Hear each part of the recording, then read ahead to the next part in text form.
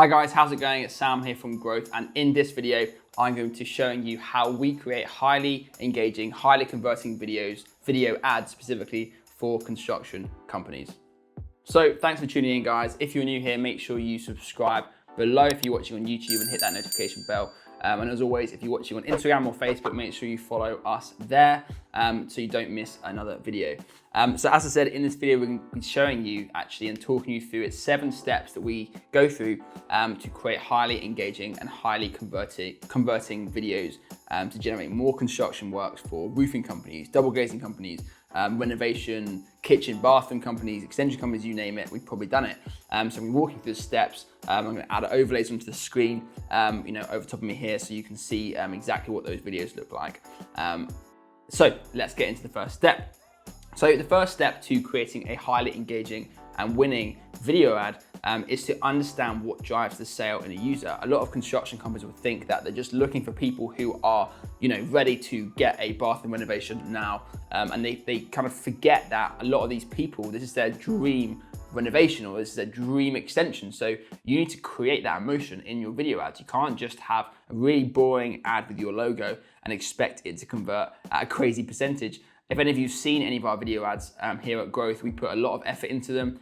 We really utilize the photos and the videos that our clients give to us, and we really try and create an emotion for the user through those videos. So the first thing to do is to understand that you're basically selling, with the exception of maybe a few boiler companies or maybe roof replacement companies, things like that, you really are selling the dream to these people. It's all about the visuals that you're using and the transformation from before and after that's really going to drive the conversion rates that you want. And it's those sorts of people that engage with those sorts of videos where they are bought into what you can do for them as opposed to how much you cost.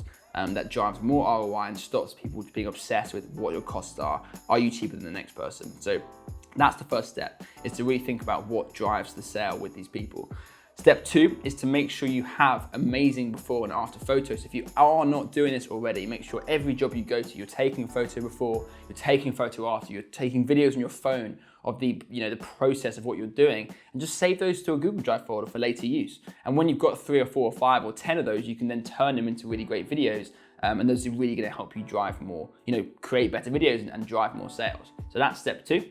Step 3 is we're actually getting into the nuts and bolts of the video structure now. So, and during this video, I'll overlay some examples of the video and the different hooks that we're using on our client videos and stuff like that. But the first one is to create a great hook at the start of the video. Now, what a hook does, for those of you who don't know, a hook is about engaging the user straight away. So you're using some visual or text to grab the user's attention. So typically what we will do is we'll call out the area that person lives in and we'll call out the problem that your business solves. So let's say, for example, you are a conservatory roofing company and you do conservatory roof conversions for homeowners.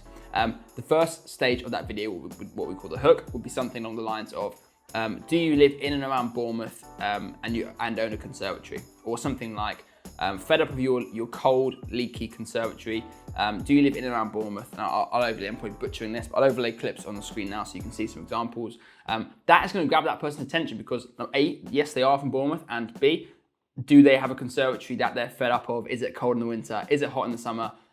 Is that a problem that they're having? If it is, the chance of them watching the rest of that video is extremely high, but the chances of somebody who doesn't have those problems, nor do they live in those areas watching the rest of the video, it's very low.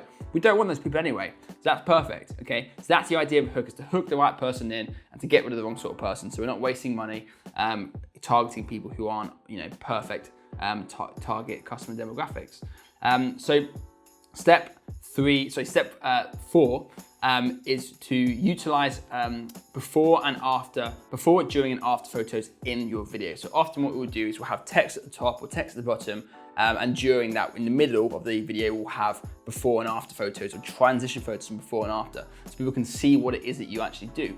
Even if it's something like roof repair, show a damaged, horrible looking roof, and then show a nice roof afterwards. Or maybe, for example, one of our clients does wall coatings for houses, so we'll show a horrible looking dirty house and a lovely looking brand new painted house. We leverage those and we plaster those all the way through during the videos, and we can have a text at the text at the top and at the bottom of the video, so we can get our message across during that process. So step 5 is to make sure that the color schemes and the visuals that you're using are appealing, have nice transitions. If you need to go and hire somebody or Fiverr to make this video for you, you can do so. It's inexpensive. Have great colors that are branded to your business. And the last, one of the important parts on that element is to make sure that the color schemes you're using are the same as the color schemes you're using on your landing page or on your website, so that when a user clicks from that video, they feel comfortable and they feel like they're in the right place, and they're more than likely going to go hit that inquiry button and apply for a free quote or whatever it is that you're pitching. Step 6, which is the back end of this video, is to make sure you have a fantastic offer and a great call to action. Okay, if you don't have a great call to action and a good offer, let's say of a free quote and 20% off your quoted price or something like that, you're not going to get as many leads. It's fact of the matter is, using scarcity, urgency in your offer and your call to action is always going to drive more inquiries. You might think that you won't get as good of a quality of inquiry, but we haven't really found that to be true in a lot of cases. Test it, obviously. And I'm not saying have ludicrously high offers, but using a small offer or something that ultimately, if they don't take advantage, is going to run out. That's going to drive a lot more inquiries, and it's going to cause people to take advantage at the end of your video, as opposed to just scrolling on through Facebook and forgetting they even watched it in the first place. So you need to make it super clear cut what they need to do, i.e. click the button underneath, fill out your information, and we'll get back to you with a free quote. And I'll throw some examples over on this video now, and make sure that you have a great offer in place that people are really going to want to take advantage of. Okay, and the last step, which is step 7, is to make sure that the follow-up action is super easy and seamless. So on that landing page, it needs to be super simple for them to click the button, fill out an inquiry capture form, and give you their information. If you are sending them to a website where they need to go and find the contact page through like the menu bar at the top, they're just not going to do it. Or a very small percentage of people are going to do it. So make sure the call to action is super simple, super clear, and don't confuse the user. So just as an overview of those steps, we're going to quickly talk about the process as a bonus. We're going to talk about the process we use in our videos. And what I'm actually going to do is I'm going to try and talk through this as the videos are played over top of me here. So step 1, we have the clear call to action. So we have the clear hook at the beginning. We grab the user's attention by calling out their pain points, where they're from. Second stage is to talk about the product, create interest for the product, i.e. what is it you do, what pain point do you solve, maybe some benefits to the product as well. So i.e. we are rated 9 out of 10 on Checkatrade. We are been over 30 years in the game. We have a price match promise, things like that. And then obviously during this whole process, you've got photos before and afters of the photo of the work you've done, creating that desire for the product. And the last stage is where you have that call to action. It's super clear cut for them to do it and take an action that you want them to take. So that's how we create winning video ads.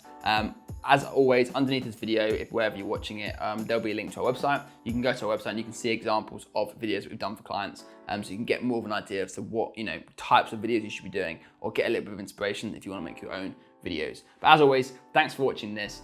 If you're interested in learning more about us, click the link below, go to our website, and then you can always get in contact there. But make sure you subscribe if you haven't already. Click the like button on this video, and I will speak to you in the next video.